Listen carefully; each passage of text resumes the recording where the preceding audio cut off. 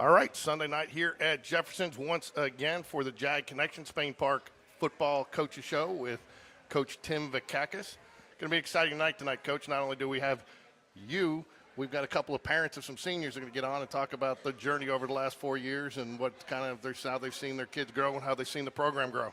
It's going to be good hearing. You hear us talk all the time. You hear kids talk, but we're going to get two different sets of parents who have been really instrumental in the building of our program with our kids, and I'm looking forward to it. Before we get into the specifics of the game Friday night, talk a little bit of senior night. There was a lot of seniors, not only the band, the cheerleaders, the dazzlers, and the football players recognized for their contribution, and so it's a very emotional night sometimes. It is, man. I told the mamas no crying, and I was proud of them. There was only a couple of them had some tears, but most of them were good.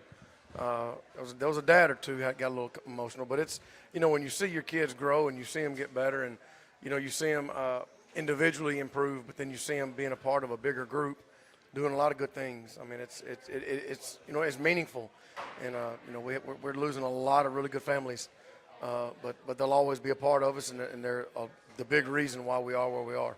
One of the things I was going to talk to the Curleys and the Reeds about today is, we always talk each week about the players developing a bond.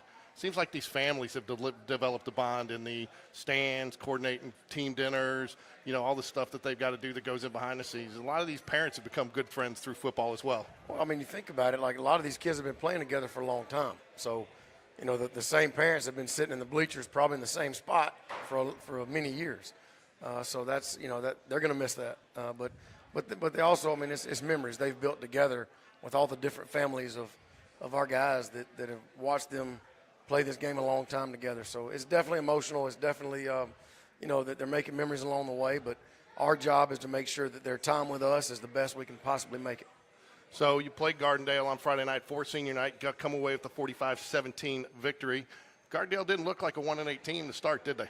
No, they didn't. They had some good players. Quarterback looked good. They had a big old tight end. And, those kids were playing hard. And I knew they were going to play hard, just how they came out for warm-ups. They looked confident. They looked like they were going to have a little edge about them. So it was good. Our kids got hit in the mouth and popped in the nose, but our kids responded, and it took a while. But, once our kids settled down, they started playing really good football. We talked, a little bit. I think it was a very unusual game. There were a lot of 3-and-outs, so your defense wasn't on the field for very long, and then you got the ball back, and you could a quick strike score. Right. And the defense was back out there. And if you go back and look, number of plays were very even, but it really wasn't indicative of how that game really went because of some of the quick strikes. Yeah, our defense, they did allow a few big drives early. But after halftime, they challenged them, and there was out of the first 4 drives, second half, 3 of them were 3-and-outs. So, the defense responded, and they were taking some time off the clock. They were converting third downs, and but our defense got off the field. And anytime you got Brock Bradley, you always have a chance to strike big. And our kids made some plays, and they did put some points up pretty quick. We're going to touch base on some of those Brock Bradley plays, but you haven't been punched in the mouth in the last couple of games. You come out, you start from the opponent's 10-yard line, uncharacteristic interception there, and they go down and score. You got to kind of bounce back and get things going.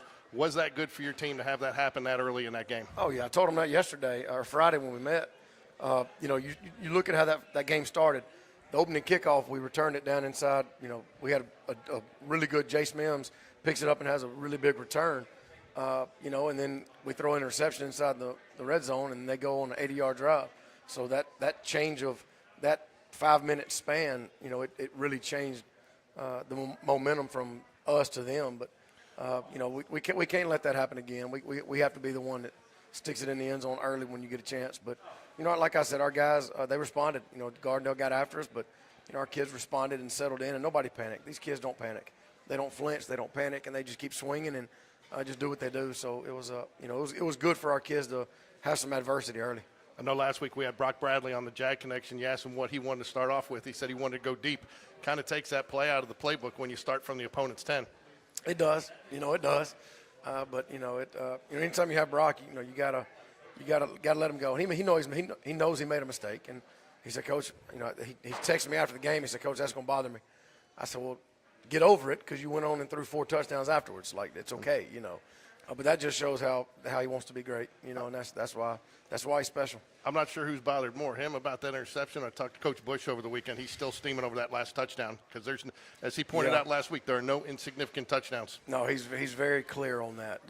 if the team crosses the goal line with the ball, that's not good. It don't matter when, how, where, or what. He doesn't like it. So, no, there's nothing insignificant about somebody scoring on Bush. So let's talk here from where you started. Again, we talked how fast it goes, and again, we're going to get into the specifics of the game here in a minute. But let's talk in total. You started off the season. Where did you see your most improvement so far to this point? Well, I think ever since Ben Russell, I think our kids have, and even Benjamin Russell, we played pretty daggum good. That was a really good ball game, and a handful of plays could have swung it. But I think our kids' approach, I mean, it's they follow their coach's lead. We have a staff full of guys that just do the same things, and we try to tweak it as we go. But, it's consistent. And I think that our kids just understood when you get in those moments. Our devotion today talked about when your best is needed, you have to be ready to give your best. And that was the theme of the devotion today. And playoff time is time to give your best. And the last 5 weeks, it might not have taken our best to win a game. And that's just how it was. But this Friday night coming up, it's going to take our best. And playoffs are different, so we've got to keep getting better. But I think our kids have gotten better since the Benjamin Russell game. Running backs look like you guys are finally healthy there. Everybody seems to didn't really come back with a lot of rust, but they seem like everybody's hitting their stride and filling their role. Well, they all do some different stuff, Hudson Hibbert obviously is the big bruiser, and he's got really good vision, and he runs hard. And J.D. Thompson is just electric. He's really, really fast, and he hits it. And Nick McKissick is just an absolute total back. He can do it all, and he's got really good hips, good vision. He runs hard, and he's starting to run behind his pads. And, so you got all three of those guys that we feel like give us a chance, and it's our job to put them in position where they can help us. I'll tell you, one of the things that impressed me the most was not only the way those guys ran on Friday night, those guys had some significant blocks that opened up some plays and allowed, and even picked up some coverages to allow Brock to have a little bit more time. And you don't see, it's rare to have one running back thing block really well. It's extremely rare to have three that are blocking extremely well. Coach Mosley does a really good job with those guys, and they practice it, and he prides himself on making sure they understand who they're blocking and to go block them. And I think on the first touchdown with Kenna on the jet sweep, Nick was blocking his guy downfield 15, 20 yards. And him and Connor Grebb. And we got a shot of that, and I'll tell you, we got another shot of Connor Grebb on I think it was a crossing pass that he gets out in front and almost had a chance to get a block in the back there, but did a nice job pulling up and getting right in front of him. Well, he didn't. He got his back in front of him. And if you're the one getting hit in the back, it's hard to be called for a block in the back. There's no doubt. All right, Coach. Defensively, we talked, didn't get a lot of turnovers this week, but you guys blanketed those guys. There were not a lot of passing windows for their quarterback, and lots of 3-and-out incompletes, and they punted. Yeah, I mean, early in the game, they had some success. Our guys just weren't executing, and we had a chance for a couple of interceptions, and we didn't take advantage of it. But like I said, the defense adjusted at halftime, and the only adjustment they made was just play hard and do your job. And like I said, second half, first 4 drives, 3 of them are 3-and-outs. So they adjusted. But think about it, in playoff games, you can't allow people to drive the field on you. You got to get off the field on third downs, and they converted some third downs early. But our defense plays hard. They just got to play well. You got to put both of them together. Okay, we'll get some plays. I don't know if it was me, it was user error on my side, or if it was Huddle that was down, because the Huddle did not have any of the official stats up today when I got on there. So I did not see. All they had was the plays. They didn't have the yardage or any of the stuff. So I struggled a little bit with Huddle today. So and I had to do the video a little bit different, so not the usual clarity that we have. But we start off here with the opening kickoff here, Coach, and just they try to squib it, try to get you guys pinned down, fumbles a little bit, but does a nice job hitting a wide open hole. Yeah, Jace Mims takes off and makes a really good return, and that's. We talk about it. Those kind of plays just ignite emotions, and he did a really good job, and hopefully next time he can stick it in. Yeah, and as you see here too, he does a very nice job of following his blockers. And again, if you stop here, you look, you got a wall of people there, and everybody else has got a man on the body, and so does a nice job of hitting that hole hard and cutting it over. Did he catch any grief in the locker room for getting caught? I don't think so, because he kind of lost his balance. But it was a heck of a way to start the game. It's rare you start off with 2 kickoffs, but again, another nice return here by him. They go deep this time, and again, trying to get something different. Again, you're starting off, both drives that you start off in extremely positive field position. Yeah, we did. We had 3 good kickoff returns, and this was the second one with Mason. Anytime you get past 35, that's a good place to start. Here's one earlier. You got a nice little swing pass there, gets him out, hits him in stride. Yep. JD gets out there behind 3 really good blocks by the receivers, and you got Landrick and Grebb outside and Kenna inside, and get the ball to JD and tell him to go. you know, JD he puts his head down and just goes hard there. He hit that hole. He had a lot of trust in his guys that hole was going to be there when he hit it because he was still a good 10 yards back from it, and he squirts through. And then you love to see a guy getting tackled from behind. Yeah, he's really fast. This is the play I was talking about with Greb on the edge, Mason sealing off the inside, and Nick out front blocking. That's really good perimeter blocking. And get that momentum going downhill. We get another shot of it here from the end zone here, but again, you can see does a nice job getting. I mean, he's just following him. You know, got a lead. You know, and only one guy out there really do much. And again, Kenner does a nice job too, cutting off the backside and finding the hole. Rather, if he takes that outside, he might get pushed out of bounds there. Yeah, Kenner's the type of player you just get him the ball and tell him which way to run and go.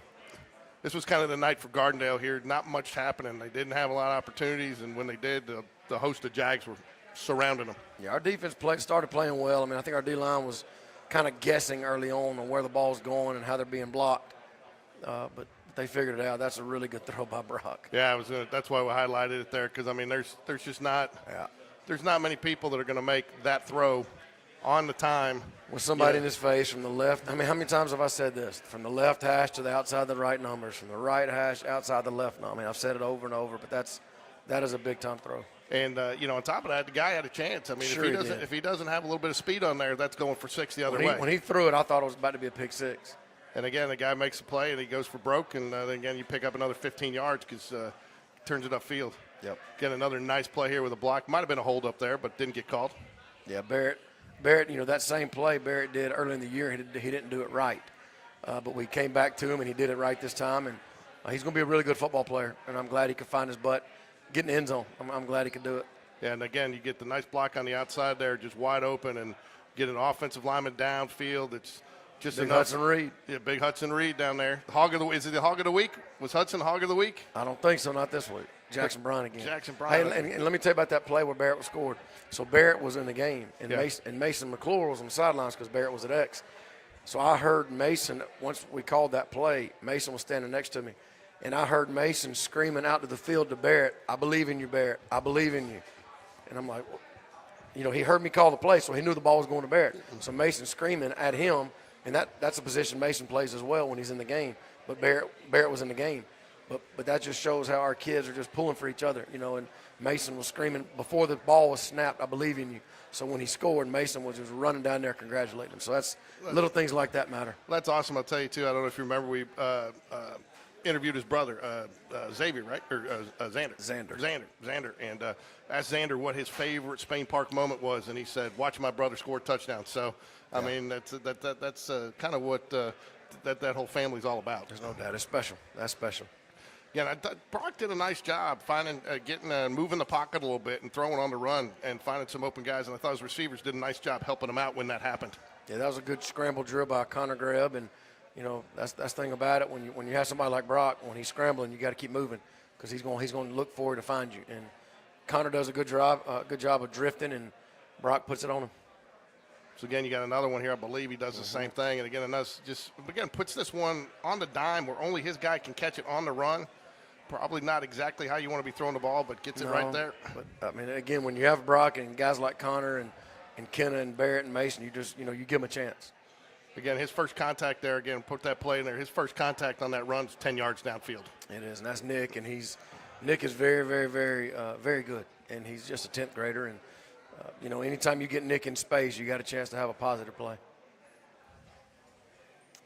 Get another picture of it here, there, where you can just see you get the guys in motion, you get a pull. I think you got a guy that pulls here, and your running backs are going to be successful when they're not getting touched until 5-7 yards past the line of scrimmage. Yeah, there's no doubt about that. And they're doing a nice job finding the hole and hitting their hole. They are. I mean, they understand where the ball's going, where the blocks are, and they understand all of it. Here's the one here where Connor Greb has this is a made-to-order block in the back for Connor Greb here, and he does a nice job. Got another shot of it coming up here, and we'll hit it. He does a nice job cutting off that angle and make sure he gets his back in front of him, so there's no way that can be called back. Well, if he would have blocked him in the back, he wouldn't have been able to come on our sideline. But look at him right there, and he gets Be smart, cut him off, put your arms up. That's just really good. I mean, that's very smart. Yes. Yeah. Again, you got 3 plays in a row that it's Brock Bradley playing pitch and catch. Yeah, that's Mason McClure out there running a one-on-one route, and we called that from the sideline out of a huddle. I said, Mason, go score. Go hit your head on the goalpost. And, he did. And Brock he runs a little out that we do a lot of, one-on-one out, one-on-one routes, and he did it, and Brock put it on him, and Mason made the play. Again, I think you go 3 and out. I think they go 3 and out here, and you got one play for a touchdown here on this one. Yeah, I think this one we brought Nash in, and let Nash get some reps because he needs them, and he can throw it deep too. And Mason made a really good route. Again, you see it right here. He just blows past him on a pretty much just a go route here. Yeah, just a little skinny post, and Brock. Excuse me, that's Nash. Nash just took a little short, little play action to hold the linebackers, and Mason got behind him and he put it up. Again, here's a fumble. Again, defense still hitting hard late in the game. Up. I know Coach Bush loves to see that. No doubt. And again, you got a host of Jaguars around. I'm not sure who recovered that, but I think Kenneth Madden did. Yeah. So, again, there's Gardendale. I mean, even though they got 17 points in there, they had a couple of drives, but it was really limited to those 2 drives. Yeah, well, I mean, early on they moved the ball around a little bit, but in that last drive they scored on the call timeout, had the trick play, which was a pretty cool play, but. It's our defense played well, second half. Again, here's Nash, just a nice little pass to the outside there. And Sawyer Scott, man, 10th grade tight end, who's got a chance to be really, really good. Yeah, that's why I put that, try to get a couple when you had some guys in there, get a few highlights of some of the up-and-comers in here. Sophomore to sophomore, Jetty's a sophomore, Barrett's a sophomore, so it's, those guys have a chance to be really good. And again, here's something we haven't seen a lot this year, field goal. Yeah. And so, I mean, how important did you – you don't want to settle for a field goal, but was it important to get that field goal in the regular season game right there just in case you're going to need one down the stretch here? 100%. As soon as I knew we weren't going to make it, we're going to send them out there and let Garrett get in there and kick. And, we practice it all the time, but you never know when you're going to need it. So anyways, finish up with a 45-17. You send those seniors off right. So, break down just kind of your overall feeling about how that game went. Well, I don't know. I think our special teams played well. I think there's some things we got to clean up on that. But I told our kids we hadn't really had to go into the emotional bank in a while, and that we're going to have to this week. I mean, you get into playoffs, you got to play with some emotion and some passion, and everything matters. And we hadn't really had to go dive deep since Ben Russell. So our kids are going to have to just keep doing what we do and really raise the level of everything we're doing this week. But they are. Every time we challenge them, every time we bring them something that they always respond. So we're looking forward to this week and trying to prepare to play a really good McAdoo team. Injury bug, he looked like he got out of there fairly unscathed. He did. I mean, so far, Peyton Wood, he's been playing on a semi-torn ACL for a while, and he's trying to go as long and as far as he could. And Friday night it finally finished, and and Wood hadn't tore all the way through. He felt it, but. I told him after the game I got a lot of respect for him, that he didn't want surgery. He wanted to try to play, and, he did. But obviously when those things, it's just a ticking time bomb. But we're proud of Peyton. He's got surgery tomorrow, and we're going to keep him in the prayers. But other than that, I think we're pretty healthy. Last couple weeks, you've had the opportunity to get a lot of guys that don't normally get reps. How important has that been over this last 3 to 4 week stretch? Well, it does 2 things. You don't want to lose a lot of steam. You don't want the guys that are going to have to win in first round, second round in the playoffs. You don't want them used to playing one half. So there's a balance there. You don't want to get somebody hurt when the game's out of hand, but you don't want to just start pulling everybody so they don't get used to playing 4 quarters. So that's a fine line, and we've been trying to balance it the best we could. I don't know if there's a right or a wrong answer, but we have been able to get a lot of kids in. I don't know about last night or Friday night or Thursday night, but I know the week before we got some freshmen in. This past week, I think we just got a bunch of JV guys in. But, it is important because those guys work their butts off too, and we're trying to, make sure they understand they're appreciated, and when we can, we get them in. How does it impact the coach's job because, again, last three weeks or so, you've gotten a big lead going even into halftime. And how do you make adjustments? Because, it's hard to adjust when you're playing so well, but I know there's some adjustments you want to make, but you also are bringing some of those players. Does it limit your ability to make some of those in-game adjustments? It's not necessarily adjustments. It's just putting a second half plan together. All right, is Nash going? Yes. Who's going to be in with him? We're leaving the one running backs. We're taking the line out. And so there's a lot of moving parts there. It's not necessarily scheme-wise, but it's, plan. Who's playing? Who's going to be in? What can we do when they're in? And, so that's pretty much what it's been the last few weeks. But I can assure you it's not going to be like that this week. I can assure you that. It's not, yeah. No. I don't think so. No. All right, Coach. Well, we're going to bring up Damon and Amy Reed, Hudson Reed's parents. We're going to get a little parent perspective on Jaguar football this week. And then after that, we'll be bringing up the Curleys.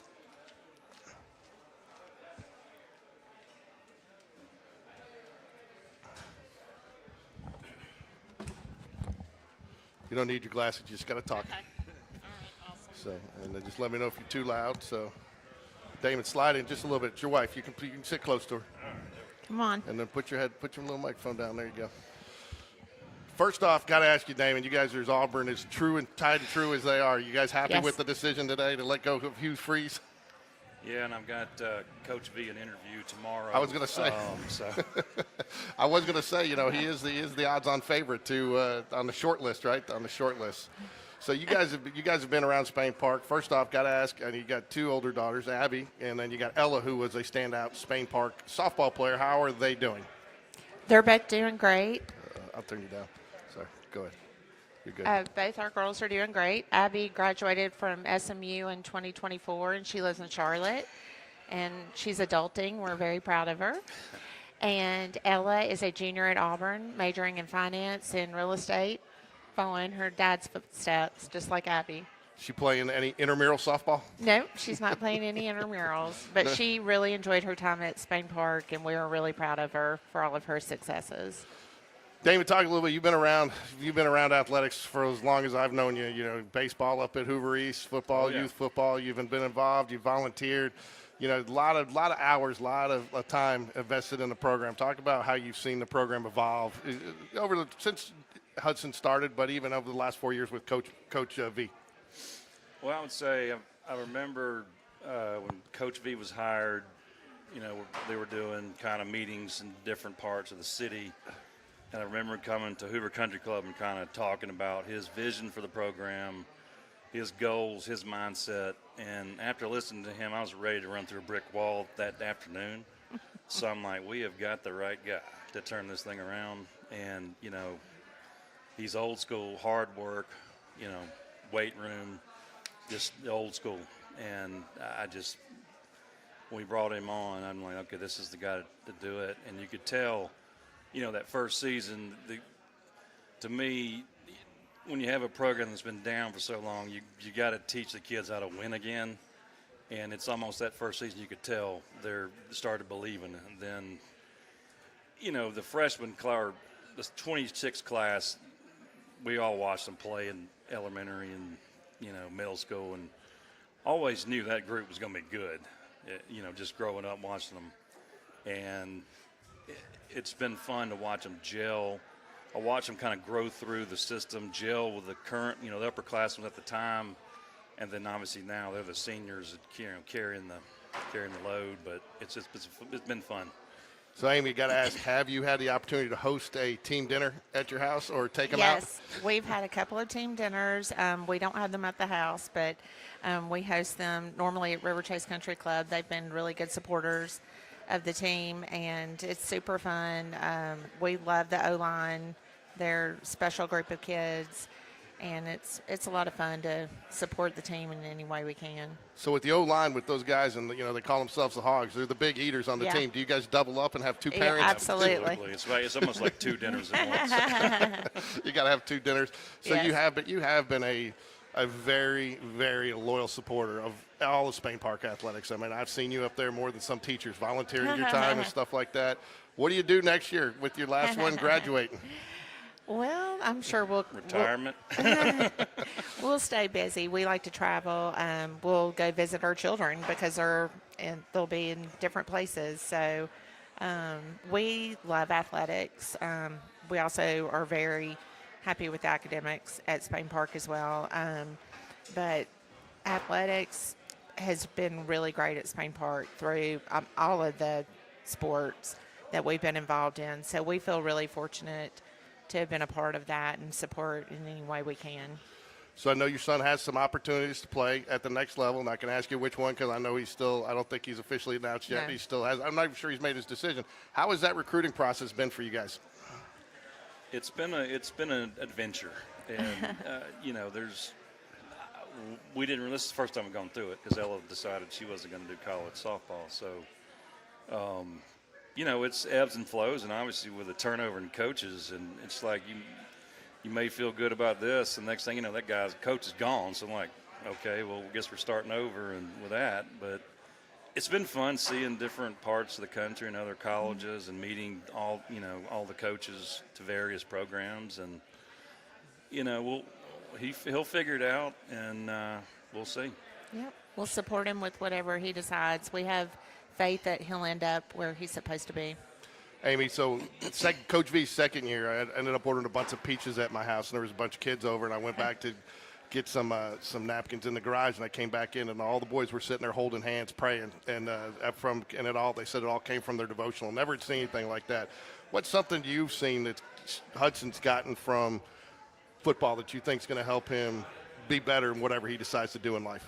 I would say discipline and respect for authority.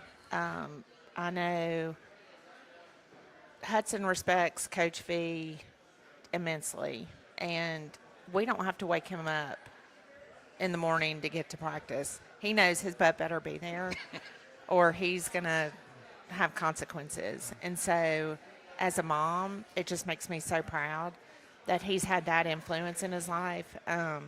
Coach V, not only Coach V, he has also surrounded these boys with amazing assistant coaches that they love on them, but they're also tough on them. They have expectations for them. And as a parent, I cannot thank them enough for that.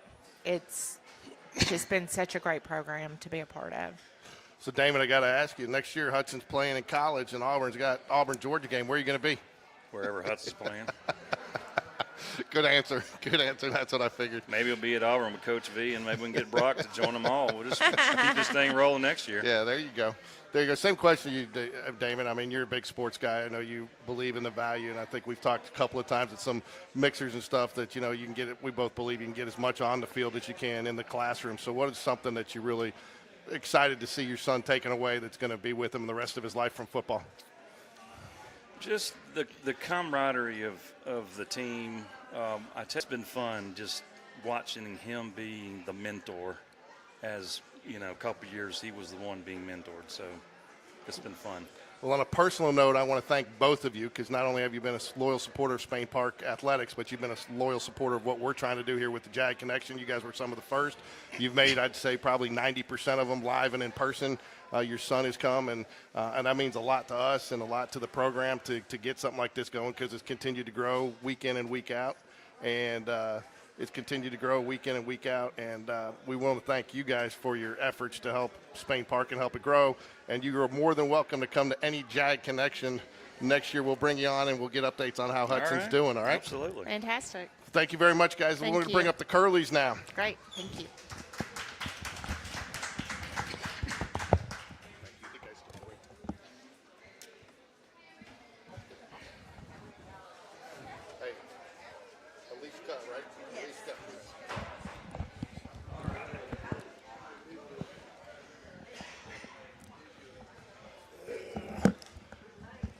Sliding just a little bit more, Biggie. So now I'm joined by Alishka and Eric Curley, parents of EJ Curley, which I think is Eric Jr., right? Eric Jr., yes, sir. Eric Jr. And most of you, some of you may remember, Eric was a player for the Alabama Crimson Tide. What'd you say, 94 to 97? Yes, sir. 94 to 97. Yes, sir. So you heard a little bit about what I talked to Reeds about. Talk a little bit. I mean, again, I know you were volunteering some in the youth football and coaching some OTM. And I know once EJ got up, you kind of took a hand, let him coach. But you've seen a lot of different things happen from his freshman year on. So talk a little bit about how you've seen the program evolve. I tell you, it's really special. It's when I think back 4th and 5th grade, and how far we've come and how fast it went. I mean, to think that they're seniors is it's mind-boggling. But Spain Park is where we started, Greystone Elementary, and this is all we know. And to see these kids being big seniors now, it kind of does bring tears to your eyes, but I'm not going to cry for you, George. No, that's how you know. But from the youth program on up, it's been special. And I remember, like yesterday, EJ was in 8th grade, and Coach Bowden gave me a call, and he said, Mr. Curley, we've hired a new coach at the high school, and I think you're really going to like him. And Coach V called EJ and I in to meet with him, and great meeting. Talked about trust and how we didn't really know each other, and we were going to build that trust, and I think we've been able to do that over these past 4 years. And EJ sat down and gave him his goals, kind of what he wanted to do, wanted to be a team captain, lead the defense, and earn a scholarship, and most importantly, win a championship. And that's what we plan to do in these next 5 games, taking 1 week at a time. But just proud of the process. So cool to see what V brought to the table. I remember the first practice I came to, and the music was playing out on the field. I wasn't used to that. You know, I thought that was pretty cool. I said that would make practice a lot better. But the energy that he brought, I remember he was singing 10-0 when he first got here. Yep. I mean, he was just – I just loved his enthusiasm and his attitude. I mean, he's old school, and you can tell he's been under a legend here. His dad, it shows. He's a player's coach, and he's doing it the right way. That's what I liked about him. We've, of course, like other players, been pulled to other schools, but you don't want to leave that. I mean, he's doing it the right way. He cares about them off the field academically. Their well-being. He wants them to excel off the field. He wants to see. He's raising young men. We were talking earlier about the program that he put in play during the off season with the leadership type deals and the prayer meetings and the books that they would take on. You don't see that everywhere. And that's what we're all about. We want to be a part of good people, raising these kids the right way, because as my mom taught my brother and I, there's plenty of life after football. Okay, so plenty of life. So he has instilled just great things through these kids, and just proud to know him, proud to be a part of the Spain Park family. That's great to hear. Alicia, I got to ask, I've known your husband for several years now, and he's always had a nice, calm, even temper as far as I know, but I think EJ's legendary for his intensity on the field. I mean, people talk about it. Where does that intensity come from? Does it come from you, or does it come from Eric? Oh, definitely Eric. I think they always used to say he's a gentle giant. So just when I met him, that's what everyone said. Just you see him at first and you're like, don't squeeze, you want to get a hug, not too tight, but he's a gentle giant. So I think EJ just can turn it on and turn it off. So because Eric sometimes has to remind EJ he still has it and try to. He still has a few little moves left in there. Does he? Yeah. There you go. So talking a little bit to EJ, I know he has some aspirations to potentially play at the next level. I know he's been working on that. What are his next steps? I just want to say, we're just in prayer that like they said, end up where he's supposed to be. Absolutely. God's plan. Keep your head down, keep working hard, but ultimately we want him where God wants him to be. You know. So.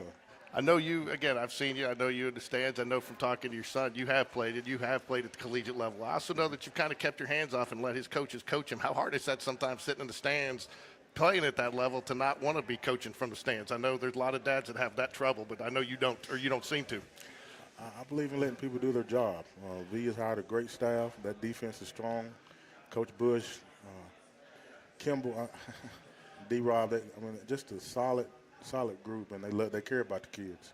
And they bust their butt. They work them hard. They have them well prepared. And Friday night, they get them ready and let them go hunt. So you can appreciate that. So you see that intensity out of your son on the field. Does that give you a little sense of pride out there? Yeah, I always just tell them to, give a hand, help them up. That's what I always want them. I want everybody to get up. That's the main thing. Yes. I don't want anybody hurt.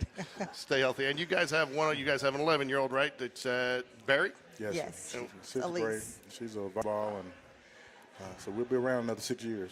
Well, if you keep doing basketball, we'll definitely be covering you, because that's both my daughters played high school basketball, and I know this. And on top of that, you want to get her to, just so you know, break the news here tonight. Get her here on Wednesday, December 3rd, the Oak Mountain game. We've got Sarah Ashley Barker coming back, and we're going to be doing a jersey presentation for her, and she's going to be signing out autographs for all the players, but a lot of the girls. So Sarah Ashley, she plays for in the WNBA for the Los Angeles Sparks. So the father's my old teammate. I know her well. Proud of her. Yes. Oh yeah, that's right. Yep, that's right, Jay. So what is I've asked everybody this, and this is kind of my common question.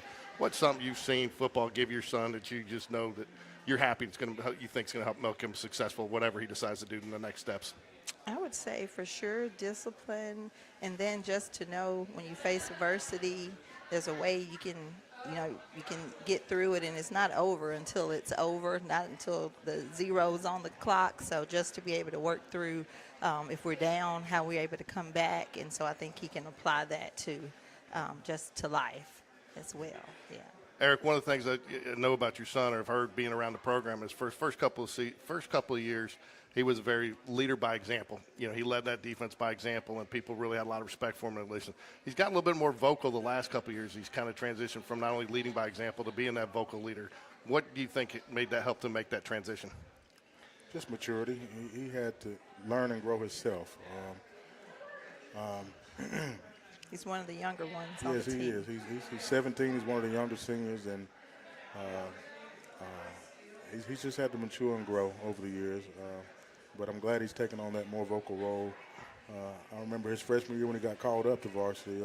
After one of the games in the locker room, Coach Kimball pulled him to the side, and he saw how he responded to the loss and told him, EJ, I really feel like you can be one of the ones who can help change this program. And he's remembered that over the years and taken it with him. And I just shout out to Coach Kimball for feeding into him. And coaches don't realize a lot of times how much impact they have on kids. And just a few words can go a long way. Yes. And I'm just happy that he's been able to accomplish some of the things. He's hard on himself. He's his worst critic. Oh, I know. And I have to tell him a lot of times, son, you're going to be fine. Just keep your head down, keep working hard. You're doing things that I wasn't even blessed to do. To break school records and make all state as a junior, that's a blessing. But just keep your head down, keep working hard. You mentioned knowing Sarah Ashley's dad as your teammate. You know him well. I know from college a lot of teams, they stay together, they stay in touch. You get that feeling with this team this year that those guys, I mean, it feels like he's real tight with J.D. Bonamy and a lot of those guys. Are they that tight off the field? Are they hanging out at the house together? Are they doing stuff on the weekends together? What you think? I think they keep in contact with this social media for sure. Oh, there you go. Okay. Yes, but it's this group. This group is so special because it is the 4th, 5th grade team that went undefeated and beat Hoover and all right. that. So they've been together so long. So I'm glad that he's got a unit like that they can all keep in touch as they all go their own paths this year. Well, that's awesome. That's awesome. Well, thank you guys for joining us. It's always great to get a parent perspective, and I mean, I think it's important to see because there's probably a lot of times you were taking them to practice in those youth games and dropping them off at Spain Park, and Eric was picking them up, or vice versa. And it takes a village to get these kids not only through school but through sports. So, anything you guys else want to add? Just thanks to Coach V and his awesome staff. Yes. Spain Park, go Jags. Go Jags. Go Jags. Thank you guys Jags. very much. Appreciate it. Thank you. Thank you.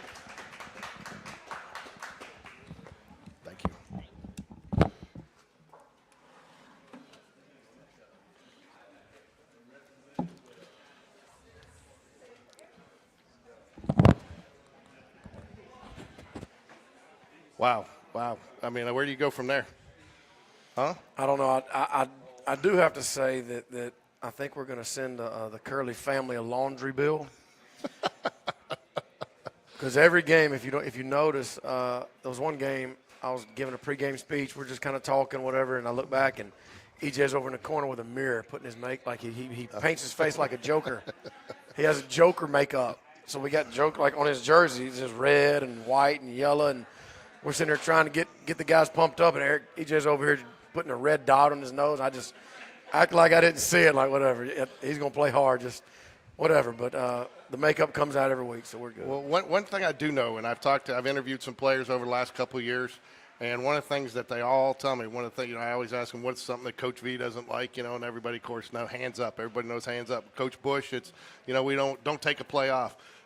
With the offensive guys, they don't want to get hit by E.J. Curley when they're playing in practice. They tell me they don't want to take that hit. And I remember a back that's no longer with us said he got hit so hard one time he wasn't sure he was going to go back out there. And one of the Shanks had to talk him and say, hey, come on, man, it's okay, we'll get you. But there is no slow in him. It's all hard, it's all the time, it's practice and games. He is a prototypical Mike linebacker, and he can run, but he is very physical, and I'll buy the makeup for him. As long as he keeps playing hard, I don't care what he does. I talked to him last year a little bit, and I told him, and he had a very humbling answer because I said, how do you feel? Because he had been getting double teamed a lot, and his tackles had gone down, obviously, when you're getting double teamed. And I said, does that make you mad? He goes, no, it makes me happy because that means somebody else on my team's out there getting the tackles. If I'm taking 2 players, somebody else is getting an opportunity, and he took a lot of pride in that, and that's very unselfish. Oh, it is. I mean, we talk all the time about being, being selfless, and celebrating your teammate's success. And, a lot of times that if there's a lot of tension on him, the D-line's doing stuff and vice versa. So that relationship between linebacker and D-lineman, it's a very, very working relationship, But EJ he's special to have in the middle of that defense. So what are some areas that you want to focus on this week as you head to the playoffs that you think that you need to improve as you prepare to make a run here? Well, I tell the kids we got to cross every T and dot every I. I don't care if it's a rep in the weight room, if it's getting up early, making sure you're on time to class, making sure you study for your test, make sure, just whatever, get sleep, make sure you're eating, drinking water, taking care of your body. I mean, you can't, you just can't slack off. You gotta make sure everybody's doing what they're supposed to be doing, and because little things turn into big things. And in the playoff games, there's a little thing that might flip the game and might end your season. So, we got to keep doing what we're doing. We're not going to come up with some, you don't reinvent yourself week 11. But at the same time, we do have to make some tweaks here and there to make sure we're clicking on all cylinders. And we've got to start. We got to start fast. We can't allow McAdory to get over here and set the tone. We have to set the tone. You're playing a team in McAdory that you probably haven't seen very much. It's not like in Helena or Chelsea that kind of year after year. Those coaches. I know you might know the guy at McAdory. What challenges does that pose from a coaching standpoint to prepare when you maybe have an opponent that you're not quite as familiar with? Yeah, Arvia Holmes is the head coach. He played at Sanford. He's a good friend of ours. He used to coach at Sanford, and we've known him a long time. He's a really good guy, and he's doing a really good job over there. He took over came in after David Powell, and that's hard to follow a legend like that. But Arvia does a really good job. The staff, they've got those kids playing hard. They're tough. They're very fast, and we're going to have to, when we get a chance to make a play, we're going to have to make it. And they're the type of team that it looks like something's open, and as soon as you look up, 3 guys are swarming the ball, and it's no longer open. And they got a quarterback that can run.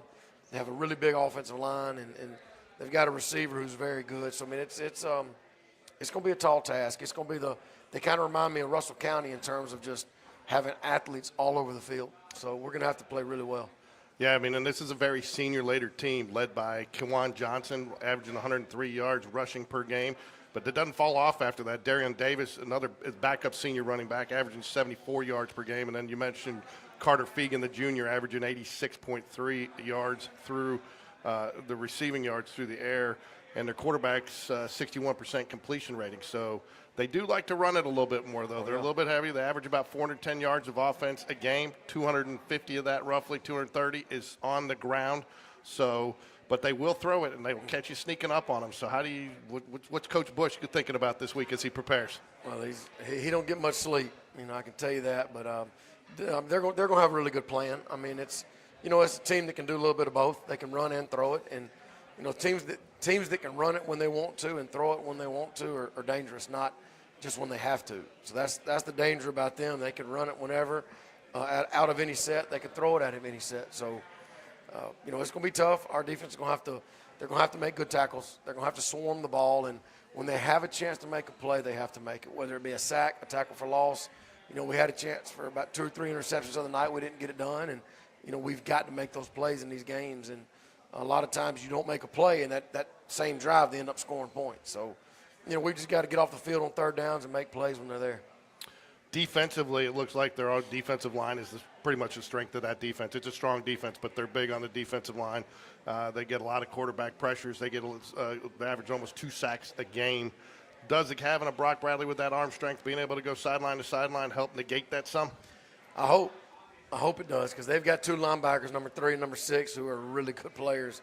They're not that tall, but they are really strong, and they are very good. And their D-line's very active. They're very fast.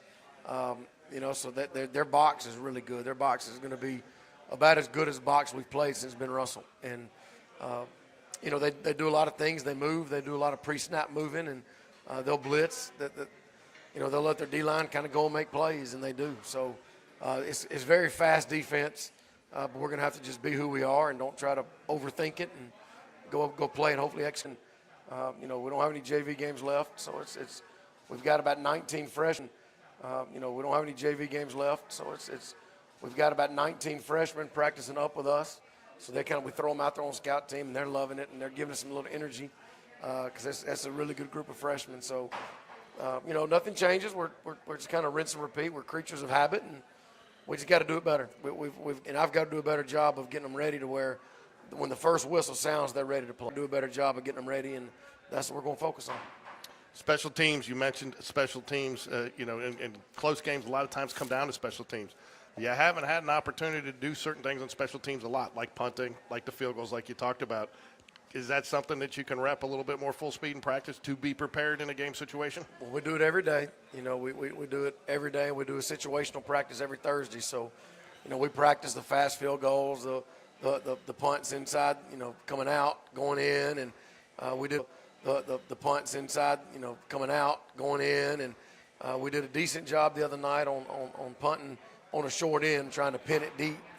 So we practice that a lot. So there's a lot of situational things that we practice that, you might not get all year, but the one time you get it is week 11, and it has to work.